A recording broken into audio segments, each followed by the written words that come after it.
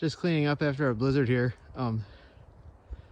I've seen more snow come down before, lake effect style, but this is system snow, so it kind of has a little bit different properties. Like lake effect snow, a guy in a shovel can clean up pretty quick, but this system snow is a lot heavier, packier, so it's been a lot more work on the machines. Had a couple failures on our Simplicity snowblower that we'll have to address in some warmer weather.